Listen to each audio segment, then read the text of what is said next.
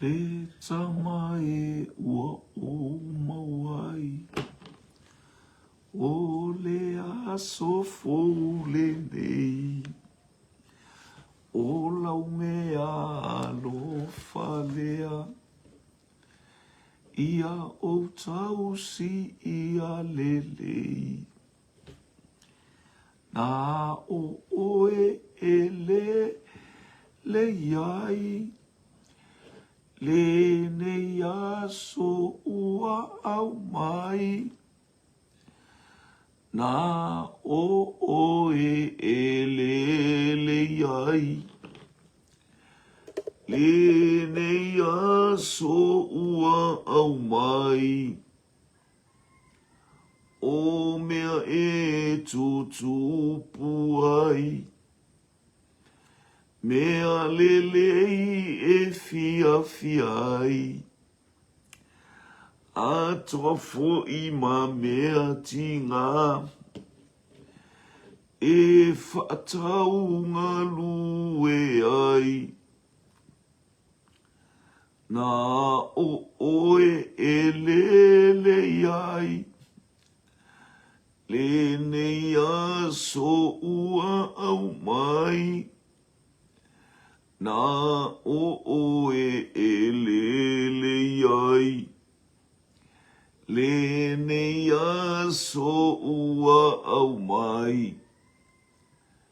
E whetawi mamai lei.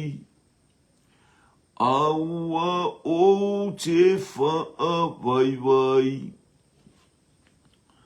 O oe e whaawhela vei. O oe o te sauai. Pule oe e lele ai. Le nei aso ua au mai. Pule oe e lele ai. Le nei aso ua au mai. O mea e tutupu ai. Mea lelei e fia fiai. Atua fo'i ma mea tinga. E whaatau ngā lue ai. Nā o oe e lelei ai. Le nei aso ua au mai. Nā o oe e lele ai. Le nei aso ua au mai. Pi ia lava oe mwhane ne ina masiti a lousu a whamanu malo i o vae lea tua o Abrahamo. Lea tua o Isaako, lea tua o Iakopo. O lea tua oe soifua e whaawau na manu malo i le tunga mau e ala i a Yesu Keriso o lo mātou wale i manu mātou whaola. Whapaleina mala ei oi le vi inga. Hallelujah awa oe lava o lea tua o vi inga pangalea e anga sala le tangata. Hallelujah e le lanu e le lilo se me whai e le tangata i lumola ua fio. A le suafa manu malo Yesu Keriso lo mato wale imalo mato whaola. Lena ia whapeane a whai mato te halo lofa. Hallelujah matausi au polo inga. Hallelujah. Mato te vala au ato i lo suafa ua whaaba noa ina mo i mato lo mato ulu fale atu lele i ele mea sili sili ona pa ia i o vae lo uatua ma lo tupu. Leta mao lo wali i o Yesu Keriso leta mao mato wanganga. Mato wala au ili neita yao. Hallelujah ma le loto wha maura. Bina mailo wanganga pa ia. Whalau tele matau ave le sa bali tau ina ia whai mato o se mea whai ngā ruenga. Haleluia au alo fina ngalo ile nei tai ao le sapati mala au foi anga le atu la u fio le i so se tasi e maua le nei tai ao ile anga le o la u fio mo le nei faso matou te talo ine o matou haleluia fa pe ona matou faso ma yo matou fe mulumulua ia u fio mo pai fa malo sia ilo matou itu lilo fa le nganga le li fa mangalo lo uno le tanga sala ona o Yesu e ole ai me umo ile nei tai ao. Amene, mamene, mamene. Ia vi ia le atua nei tai ao. Fa malo le soifua maua. Ia le maleifua mai, ma le ala i whangu, ma le tatou maua i fo ile nei ia so sapati fia, ma le oli. Sa lolo wafo i tau te leo taimi. Ia e whaaftai i le atua. Haleluia o ia lava o le atua. Haleluia e whalongo ia i mea uma. Haleluia sa tatou tu inatu ia le tau i anga le mai le ali i mawhisoa soa ni mai.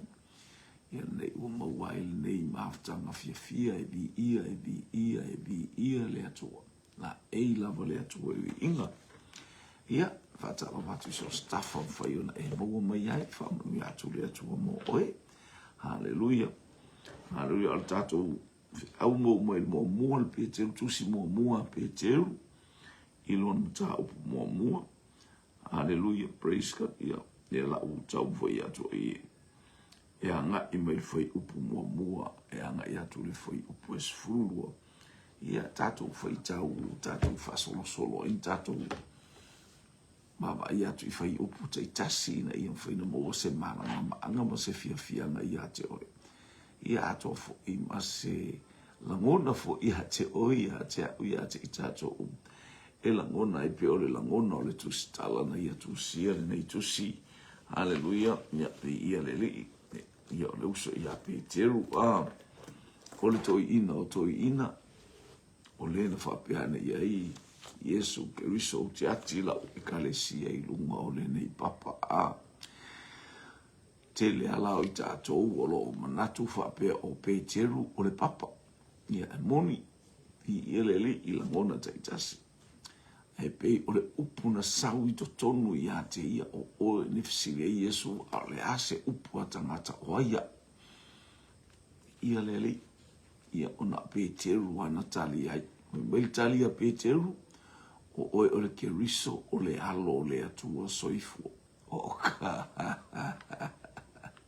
tai poto tamo pete mana o fo le ia e poto ma o poto tato poto pe ma ia sau i to tonu o tato loto le upu tato ti tau talai me uma ia sau mai to tonu o tato tangata lilo i to tonu ina ia langona le tangata lilo ma ia fa matala mai o le ale tala mai Peteru en avea i Peteru mata i o le ekalesia mai o te atia ela o ekalesia i lunga o le nei papa o le upu o le tangata le papa la sau tonu le na whaamatala maia i a Peteru mangangana mai e le ngutu o Peteru o oi o le Keriso o le alo o le atu i ia le ali praise God tatou te whaatai ai la ia i le wha upenga ina ma le wha mao ainga ina fo i o Peteru i le teimi.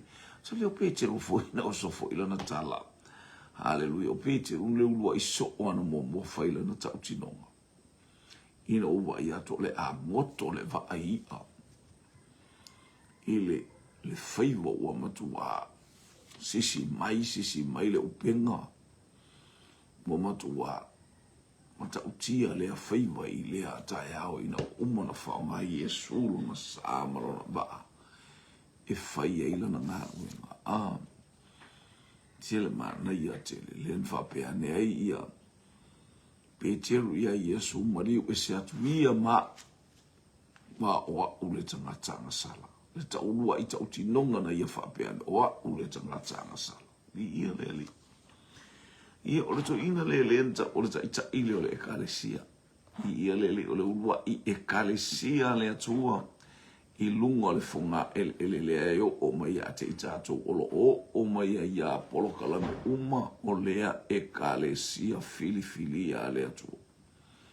Hallelujah. Praise God. O le ula ni te au nofo fa malosi. Nofo ma le fa malosi. Ono sa i ma fa talitali i le atu. Nofo ma le fa malosi. Ono sa. Hallelujah. Ma fa talitali i le ali. Ia tala fo ia nea Isaia a oe fa tali ia Iowa.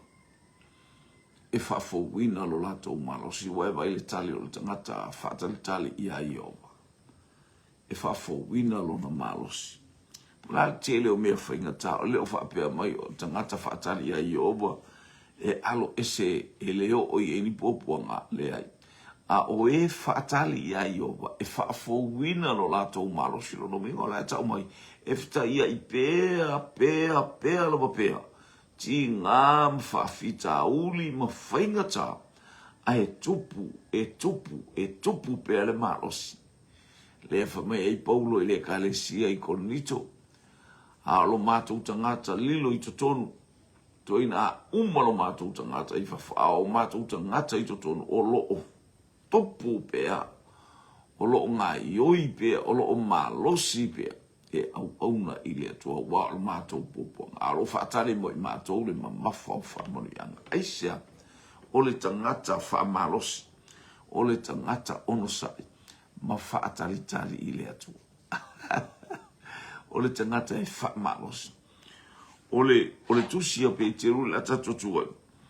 O le tusi ua whaasalala wina le ekalesia. Ua whaasala wina le ekalesi.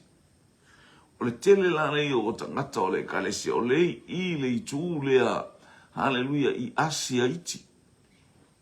E wa fonga mai, o Peteru le apostolo a Yesu Keriso. O la utusi le nei i e ua au mau, ma ua whaata ape ina i pono. Ia vi i ele atua. Ma Galatia, ma Kapatokia, ma Asia, ma Pitunia, onu umaia, onu o Asia iti leta ua i ona pone o teki. Leta ua i ona pone o teki. Hallelujah. Ia leta ua i ia, o le mena ta ua o Asia iti. Na ave ia ile tusi lea. Onu umaia ta u i o pono, Galatia, Kapatokia, ma Asia, ma Pitunia, onu umai le mea le a aile e tau, hallelujah, o Asia iti, Asia Minor. Iana ave ia ile tusiele apostolo i whamalosi ai, o salalau a whememe ai awa mai nofu whamalosi, o le whiau momoane. No forma le whamalosi. Ono sa e ma whaatalitali i le atu. Ia maua le malosi lo wolanga au auna i le atu. Na ave i waftai a Peteru, ono i o le taitai o le ekalesia. E le nofo le le uso au auna. Aia, nofo vava i atu i le atua. Hallelujah. Wai tilo fo ile apostolo no ese. E faila na tusi ave fa malosi. Le fo ua tusi fo ile.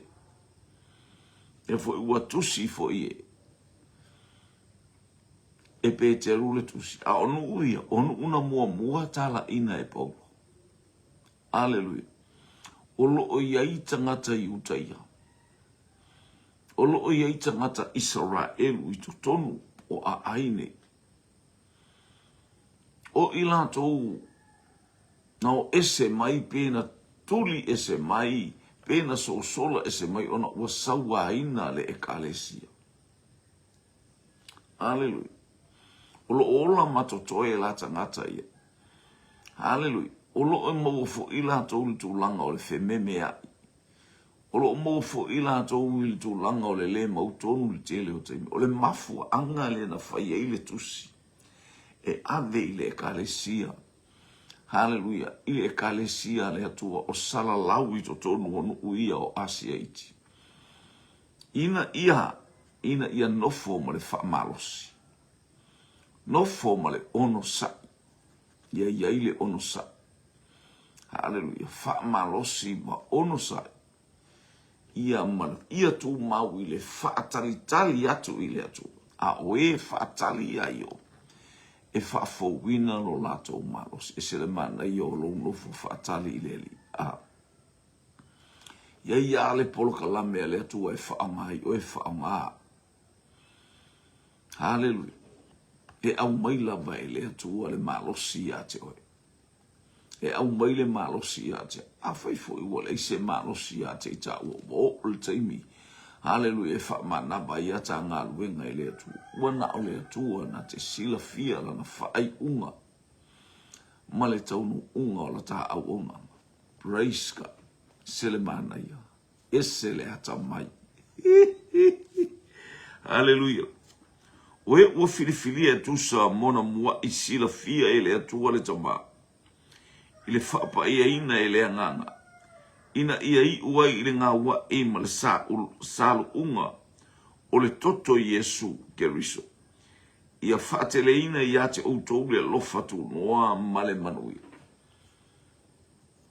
Ia upopo inga le apostolo ona o le olanga le ola ina i tangata oe ua filifilia e le atua. Moi o filifilia e tusa mona mua i sila fia e le atua o i latou o e na ave o latou loto. E le whape o tangata manalosi. Hallelujah. O le tangata e taritonu wa whaelele whaalongo i le tangata. Ele i tā o fia e tangata le anganga pa ia, le toa tele le anganga pa ia. Aia. Ua lato i loa i mea ua tutupu ma mea ua aliali ma mea ua lato mata e a whaatino e Peteru ma Ioane. Hallelujah. Ia ma le au apostolo. Ua lato vava i lima o le au apostolo o tō ma iai va venga o le atua o le ata o le pule ma le mana. E whaalia i o lato lima ma lato tala o lato fōringa. Hallelujah, ma le mamoliina o le talalele ia winga ia Yesu Keriso. Ua tupu tele le kalesi. A ua tele fo i ona sauanga aia. O lo ua tua tato wa ai le men tupu ia ai kupito. Sasa wa ai kupito ia Israel. No o lava ina sawa i le ata whanau se tama fasioti. Whanau se teine whaolo.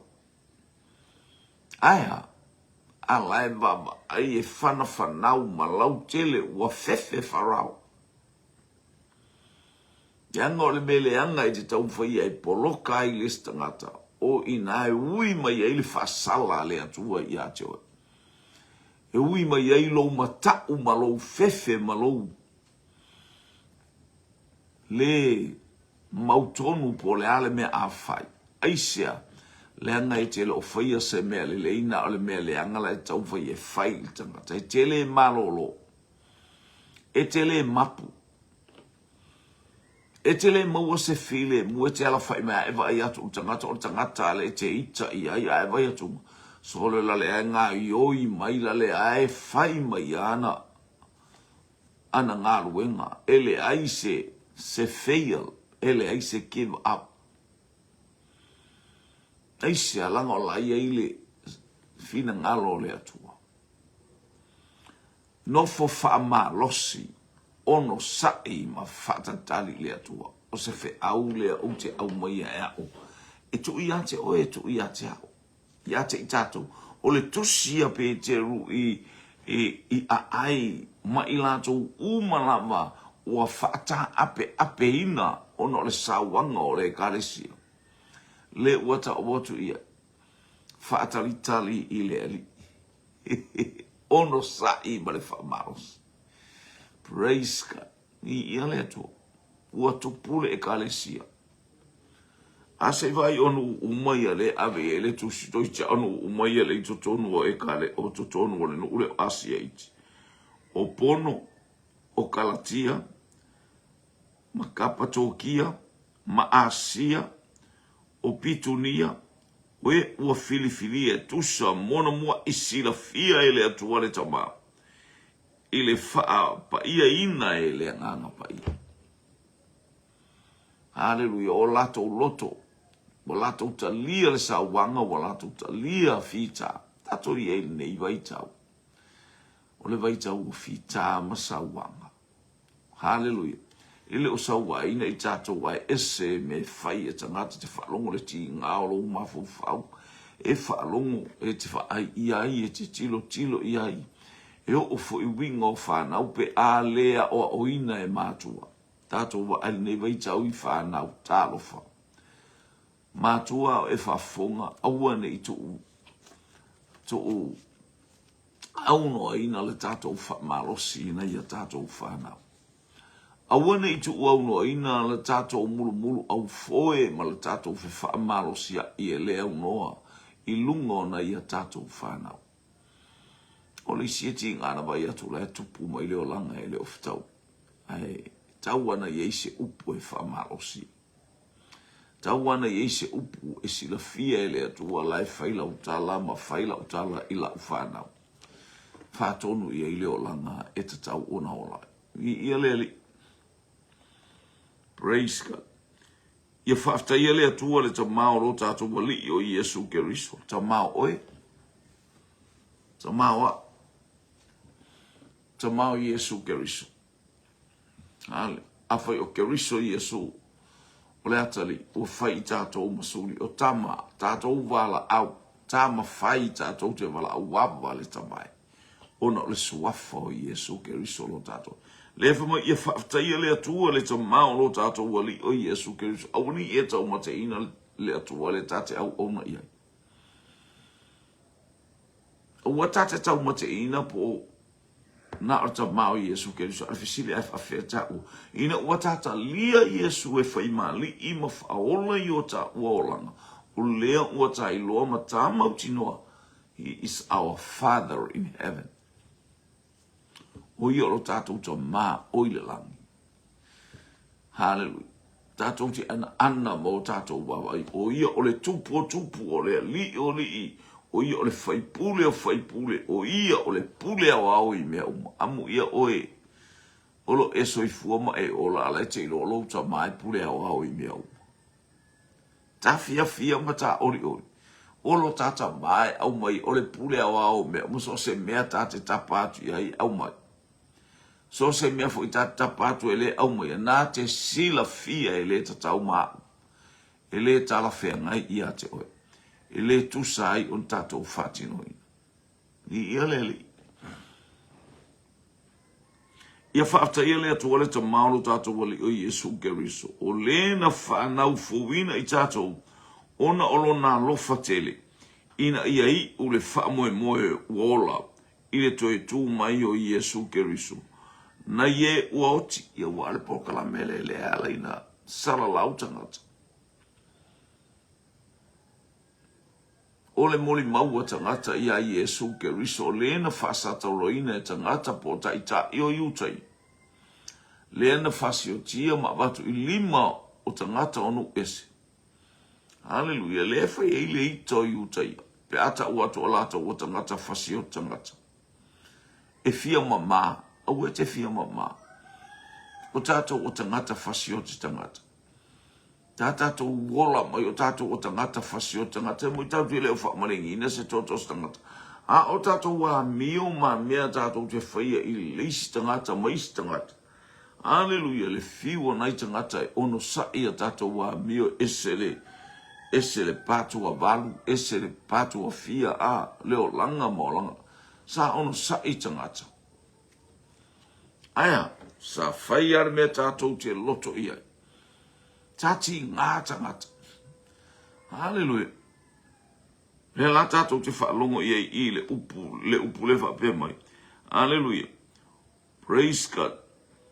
O lena whanau fōwina i tātou ona o lona alofa tele. Ina ia i o i le whaamoe uola. I le toe tū mai o Iesu Keriso na ie uoti. Ia i o i le tofi e le pala.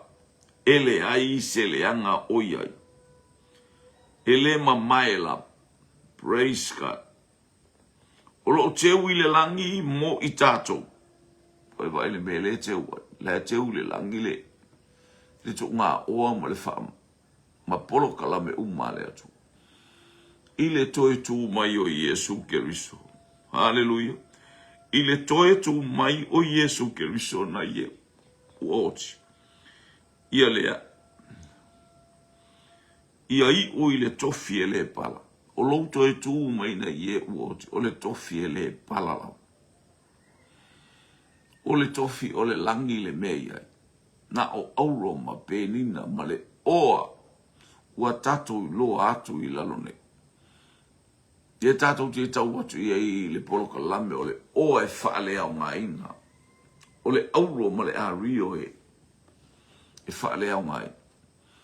Ai ese a oe le oa ono sai. Le oa whaamalosi. I le oa whaatalitali o le atua. Hallelujah, le tangata whaatalitali i le atua. Tangata whaamalosi i le atua. Tangata ono sai lona i loane lei. E le o le mafau a o to tonu o tatou loto i lo mauti noa whaale ngana. O mea umana saunia e ke riso mo a umo oe ma sosetasi. Saua ina o le ekalesia o tusi ai le apostolo. Whaamawhana whana ia te ilato uma momoli. Ma momoli ai le mafua anga o mea uma. Ona o Yesu ke riso le utatou whaalongo ia i. Ia whaaftaia le atua le ta maono tātou wali o Yesu ke riso. O lena whanau fowina i tātou ona o lona alofa tele. Toi sa ili ma ia i tātou e le atua peo na tātou whapea o na alofa mai o le atua i le lalolanga. Ua ia awina mai lona alo pele tuatasi. Le e whapea mai. Ina ia i u i le whaamoe moe ua ola i le toe tū mai o Yesu ke riso na ie uoti. Ese le inosia e le au osi taulanga. Ese le matua pongi sa ma le moi ini ma le tau waso ai o mata. O le au farasai o ma le au satu kai o i le tau watu. O Yesu le na ana utou whaasata roi. Nea, waala mai ai. Hallelujah mea uma. Wala mai ai le neiva ainga woto wa ai wali lingi mai ai le nganga pa ia o le taimi o le toi persona o le atua. Na awina mai le lange, awina ifo i le lalo lange pei o la yo elu le profeta. E o mai o na aso ute li lingi fai lo ua nganga pa ia i lungo o tangata uma. E profeta mai o to watali. Fai miti to ina, eva ai tau le ai whaalinga, o mea umai. Wha amanu ia fwoi au na tane ma au na fine, tātou o tangata polonga. Tātou o tangata o le polonga. Aisia sa tātou polonga i le angasala. Aia, wha amanu ia ina i tātou, ina ua tātou fulitua i le leanga. Ai tātou fo i mai ia ke riso, ma le loto, le fia, ma le oli tele vi ia i le tu. Praise God. Ita te le tangata nei. Ai whai atu o Yesu, ua toi tu o le alo o le atu. Eo fo le apostolo no ese. Ai whaaftai i le atua, ina ua whaapupula ina mata o le apostolo no ese. O lana mata upu tau abelea, o le sātauro, o le tangata na oti i le sātauro. O le tangata na maliu ma whaatau tau i le sātauro, a ua whai ma mana o le atua. A o le mata upu i le sātauro, o le balea lea i e o i le mana ia. A o le mana o le atua i e ua whaolei. A o au, tau laba o le sātauro o ke riso o te mita ai. O ana upu tele i o ana tāla mana upu. Hallelujah. Se i ta ua tuai, o le mea sa o ino i ai. A ua whai ma mea sili i lo uolanga. O na peoti ua whai lavale. Hallelujah. Le poto sa o maua, le ata mai sa o vi ai. O ta mea uma ina ua o maua ke riso. Di ia leli. Sa moalo ua tunu. No fo fa malosi. No fo male ono sai. No fo fa atalitari ile atua. Hallelujah. Ina ia tai ai ile aso tele. Ia tai ai ile aso leli. Praise God. Ia leli. Fai fa. Lima. Oe o leo leo ina ele mana o le atua ile fa atua. Ia iu ile ola wa saunia. E faalia mai i ona po e ngata ai. Se joe fa longo per fa iu puleri. Oe o leo leo ina ele mana o le atua. E te fealua i. Te lua fealua i ma le mana o le atua. E te tala noa. E te faalongo longo i le feta lai mai. O nei fo i upu tātou te tala noa i le nei taia. Ele ni a tātou upu. Ale au wina mai o whaamanu ianga le nganga paia. Nā te sa ma whaatulu tulu. Hallelujah mo fua ina mo oe fua ina moa. E aon tātou fe whaamalosia. A o tātou wawa iatu. Hallelujah, praise God. Ia i ui le ola ua saunia. E whaali mai i ona po e ngatai. I le ola ua saunia. E whaali mai i ona po e ngatai. Hallelujah. Praise God. Lo wainga. Tātou te whi whaamalosia i mo tātou. Aputi puti le awhionga le atua. Mo tātou whasoa mai o tātou la ngona whatasi. Oi tātou o ta ngata. Hallelujah, sa tātou le malaya. Hallelujah, praise God. Mai le pese whaele la mo sale masana pese. E le o i tātou e manu malo. Peita i e mawhai o nā o Yesu. O lona nganga na awina mai e le o i tātou e manu malo. A e fia manu malo i le langi ma le ola e whaavau. Hallelujah. Tātou te mo mia, tātou te nofo whaamalosi ono sa i ma whatatali. Ia mai i le atua le taubi ma le tali o mea uma. I lou tali tonunga ma lou tali tonunga. Hallelujah. Praise God. Le tusi e whaamalosi amo ia fo i neito i ina o Petero. Hallelujah. Wana maua le wingo o polo kalame le apostolo e tusi e whaamanatu atu i le kalesia i fiele e kalesia o fiele e kalesia le fo ua tusi i Petero. O i tā lofa li tangata valea na o le whaangota la walwa ainga tangata. Leanga le ta'u e tangata o le vale Petero. Le ta'u e tangata o tangata lea o oina. Hallelujah, na le paua le me le spaka i lato. Na lato wa ai o feoa i ma le tangata le ingo i a Yesu. Wala vale lua feoa i ma Yesu. Wala malama lo tau muli muli i a Yesu. Pei lama le ka muta. Tau muli muli vai atunga wa ei loa tāle whao. Tau muli muli vai atunga. Wa e tu ma fasino. Le pito lea. Kua e vapel pikole le i vivi lea. Vai o lua, vai po wala. Tutui. Esa tau muli. La leo fai a tutui loa. Tongi mai bale au le fale. Oka. Ai sa tau muli. Ai sa va ai tangata. O muli a Yesu se poto e matauti. Hallelujah. Taulia la mea Petero o te lua Petero ele i tusia ni benale. Na le vatu ale i ama sau tau vatu le. Ne wha maumawina e pe o mea le au. Ale au waenga i ale au wao la fonga a. E wha mau la fonga i o le a.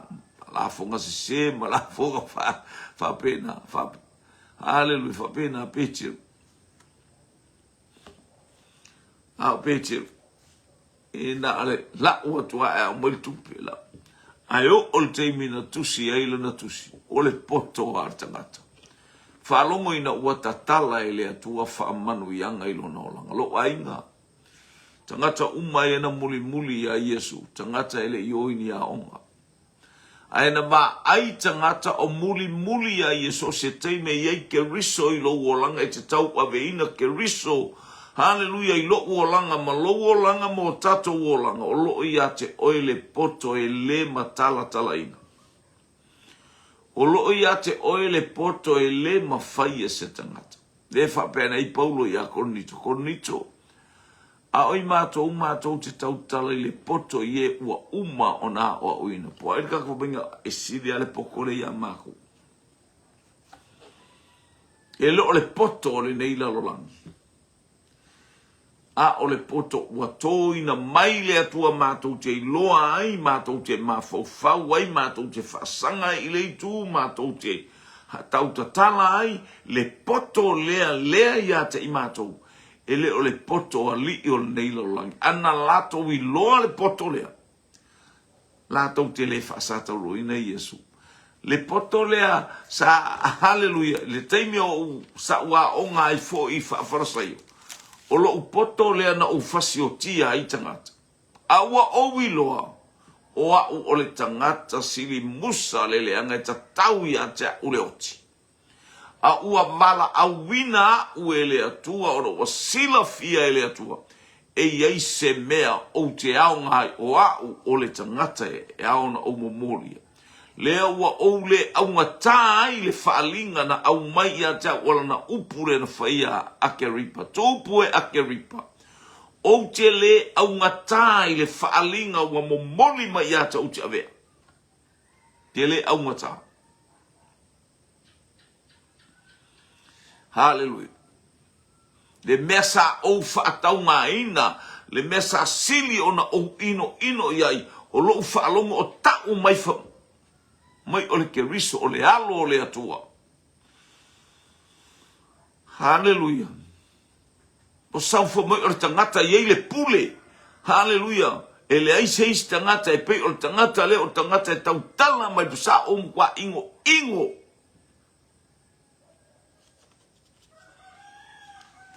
Ai wa o tu nei le meta ua o le whaamalosi. Wa o tu nei le meta ua le ono sai. Wa o tu nei le meta o le whaatalitali ma le mauti noa i le langi ma le ola e whaamau. Wa au mai a ke riso i e su lo wa li i malo whalo. O lena ia abea ua ngasala. E le o toe ola wa ola i totonu. Au ke riso ua ola i totonu i atea. Hallelujah. Praise God. Wana tau ave le tangata na ia sawai. O le ala vale mea o i atea. O te savali puno wa i whaatali tali pea. Hallelujah. Hallelujah. Lefa watusi ma ile apostolo o Peter whaamalosi. I e o ipono. Ia te ilato oe oi kapa tokia. Hallelujah. Ia te ilato oi pafulia. Ia te ilato oe oi Galatia. Oi Asia ma Pitunia. O nuuia o nu te tele. Hallelujah. E au fia i totonu o le meta ua o kate. Po Asia Minor. Asia iti. De ave ila na tusi e whaamalosi ai. Hallelujah. A ia tupulo lato whatotua. Tato walonga tula i poe fitu. O le tofo ina. Whaunga perfect peono. O lea ua utou oli ai. E ui lama ona whaano no o utou ina yaso nei. Pe a whai e tatau ai. I tofo tofonga ese. O mea ua o atu i a te outou le kalesia le atua. O tofo tofonga ese. Pei o le afi mumu sai. O lo tofo ina ai. Hallelujah. Le auro. Praise God. Whamele rwha upule e fitu. O le tofo i o lo outou whaatua tua e sili o nao ngā i le auro e wha umatia. E ui lava ina tofotofoina i le afi. E avea ma mea e iu i le vi inga. Male mamalu, male manuia, pe a faali mai Yesu Keriso. Tala no e tofotofonga o le olanga o le ekalesia. Tofo i le afi. O le ale meta o le afi. O ti ngā, o whainga tā. Hallelujah. O lo fea ngai. Hallelujah. I lea taimi, ma lea taimi, ma lea taimi. Praise God. Hallelujah. Male ekalesia. I sawanga suffering. Hallelujah. O lo fea ngai male ekalesia. I lea taimi, ma persecution. Hallelujah. Hallelujah. O mefe tu lafo ina ia tangata le o langa o le ekalesia. Aya iau tau whama. O le mea nai tau o le auro. E li liu i lunga o le afi o lo o langa au auna i le atua. Ai tau whai tangata e whaaleanga. O lo fi nau mai to tonu o mea whainga tā. Fi tā. Ona o le suafa o Yesu Keriso. Ai tau mo whai tangata e poloka. E whaalea o ngā ina. Lo wola tau mo whai mo le atua. Mena tau persecution i tuspa ia. Mena e tau o le auro. Hallelujah. E whaale. Hale o le auro e whaale au ngā ina. O le auro le atua. E ilo oiti ngā whainga tātof tofonga. Ale eise tof tofonga afa e te alo ese ma tof tofonga. E la se manui e te mo. E maualoa o ilea mea e oso. E maualoa o ilea mea e... Hallelujah, e alu ese. E maualo o ilea mea. Hallelujah. Alamana onga leo lea tua ia tatou ta lia. Hallelujah, praise God. Fita ma whainga ta, praise God. O mea umai o ia te tatou. Hallelujah. Fi ia lea li.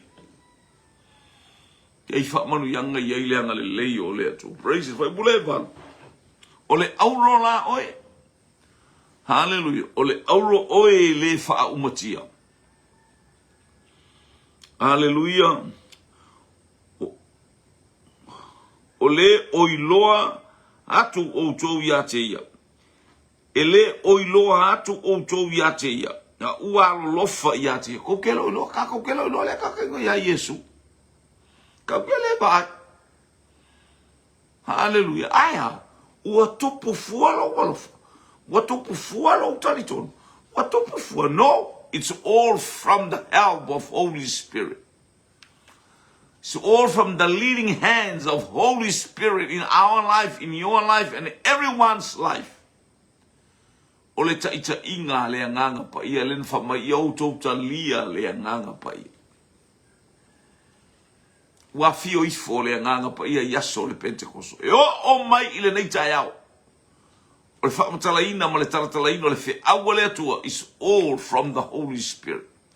Ele ise poto ele ise ata mai. Na le baba ia le tuspa ia pe o talat. Ale fai salamu. Wa o teu la wa fionga i lo loto ne ia uanga sala ia te oi. Aia. Fa longo i o tato loto i le upole ato le utatatal no. E te le vai a Yesu Keriso. Hallelujah. Pe o le ekalesia le atua le fine o Rebeka. Wal watu te malo ala na ba aile au auna na lu watu o le ato le au auna le ato Elisaia. Hallelujah. Ya Elisaia le au auna Elisaia Elia ma Elisaia. Eli ia le au auna fo anei apero amona la tuma oka maniche unga se fulu kamela. O le ato manino o le aso le Pentecost. Se fulu aso na fio a Yesu ai a wina mai. Na fio a Yesu i le langi e se fulu aso. Se fulu kamela na luatu ma le au oma. O Elisara. Na luatu ma Elisara. O le au oma. Walaba ngā yo inga uma. Le tatalo le tamano o le ata o le nganga pa ia esa. Ili atu. Wafo ia le tautala fua o ia. E tautala i mea uma ua. A wina mai e ke riso i ate ia. I lea i tu ma lea i tu. Walu tonu le ainga o la pana, le au auna. Ele o alu ma ave se isa ako. Isa ako la fatali ma ile fale lo ainga. O Yesu ke riso lo nofo ile nofo ali e whababa. O lo ile tu tamatau o le atua le tamaa. Ele o tatou wa ai atu I taimi uma ia Yesu. Na o taimi o le au apostolo ma taimi o ila ato una tilo ia Yesu. Aya. Wa ai inga yo inga le au una e faali mai ai ia te ia I faali mai ai le ai ngola pana. Le mata utia o le tamaloa le faatali mai. Mo Rebeka. E whapena o e ma o le ekalesia. Wa faatali tonu wina I tātou le ngā ioi mai, ngā luenga faatino, hallelujah, o lo whaia e lea nganga pa ia e musu puia li I lea taimi ma lea taimi o tātou loto. Whaai loa mai ia te oe le mamanu o le langi ma le whau unga o lo e savali ai. Live under the presence of God. O lo tātou oi le mamalu o le tu, e lo se malu whaanganu. E lo se mamalu whaatu, nu tātou te oa ele whaikaku whaifiau. Tātou avese ele mefa mai ale aisianga nu ele mamalu le kalesia no. Se. La pisi. E se mea whape nai luma o le atua. E o mai le tala lelei o la pisi Samoa ai tangata. Ifo I tupua Samoa. Na mamalu ai se tala lelei. Na sa ua le tala lelei e whaofi to tonu o le tangata Samoa malo tangata.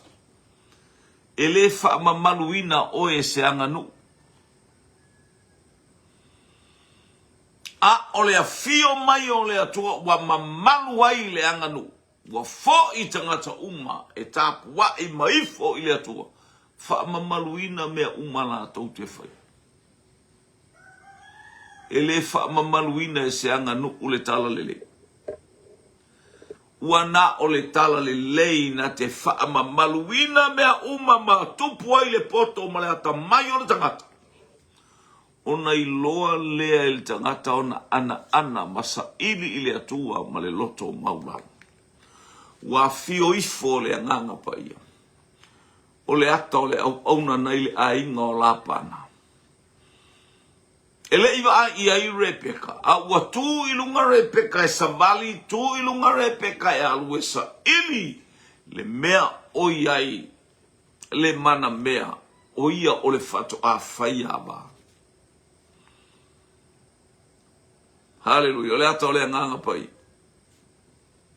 O ia whae loa ma fufola ia te I tātou mea uma o le langi ma le ola e whawawau. Sauria ma tā pena ia u tā pena I oe. Ale ilia nganga pa ia te le lor tā pena ngale tā pena. Ale ilia nganga pa ia te le lopo fei u ia ilau le Yesu le e te anga ia.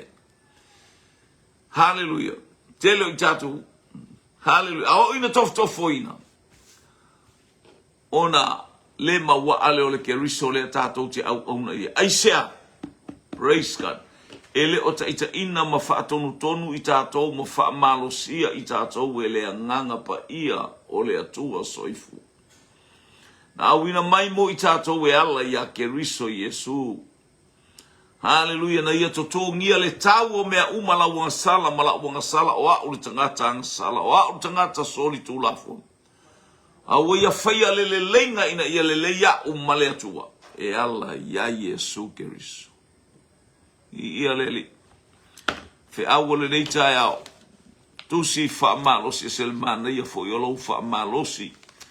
Vala au tātou le to ien tusi e fia whain tusi. Ai vala au whailau telefoni.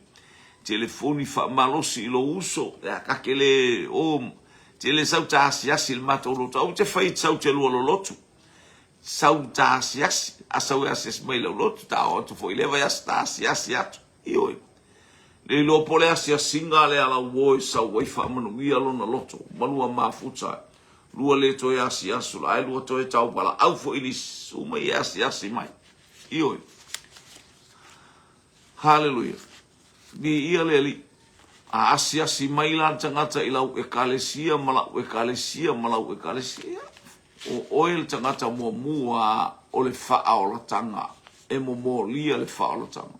O lau tu, o lau savali, o awanga, o mea uma e ao. Ona faa ma ite le nganga pa ia mea uma e faa tali ai lau malo. E faa tali ai ilo uso. Faa tali ai ilo utama, o lau tina. O se wo o iate oe. Hallelujah. Ia tā pena lelei oe. Tā pena lelei au. Vi ia leli. Fo ile atua le vi inga. Praise God. Te awole nei tai au. Hoi pui walu e le oi loa atu outou iate ia. A uaro lofa iate ia. E le ova ai atu nei fo i iate ia. A o loo fatua tua iate ia. Tau te oli ai ma le fia. E le ma tala ina e sili eselau. E le ma tala ina e sili eselau. E maua fo i le i unga o lo o tau whātotua o le whaaolaina lea o tau wanganga. O, mara ia, i ia le li. Praise God. Ia, o le whiauna le atua nei tai au. Nofo ma le whaamalosi, nofo ma le onosai, nofo whaatalitali i le li. Hallelujah. Ai mo mia ina i o tātou whasoa ma i o tātou mo moli le whiau. Whaamalosi ai lo uso, whaamalosi ai lo utua fine, whaamalosi ai so setas. Ua feta lai mai le atua i ate i tātou telefoni lo tātou uso e pei o Peteru, tusi i lei tu, ma lei tu, ave i ai tusi to tonu asia iti, tele nei e kalesia. Na ave i ae le vai au, o telefoni na le wala au, ta whalongolongo, ta whalongolongo, i oi. Aua e te whaapea sau tau i le lotu e te oti ai. E oti ai lo uso na e te au mai ai lo fuki tau i mato lotu e te. Nā lo fai sau tau ta asi. O lau asiasinga e manui ai. O lau asiasinga fo. Hallelujah. Praise God. E wha oa ina ai oi lea ta imi ma lea ta imi. Wha tupu ai. Hallelujah. Le wha ola tanga lea tua. I o tātou ai. Whaunia mai lea tua le nei tai au. Tātou alo atu mo tātou wawa i atu fo. Il nei aso tele le whi aua lea tua fola. Fola mo ona takata. Fo ia i le vi inga i lea tua whaaf. Taita mā i lau upu. Wha lau tele lau wanganga pa ia le whi aua lau tala lele. I uatu mea uma i lau vi inga ona o Yesu. Amene, amene, ma amen. To God be the glory forever and ever.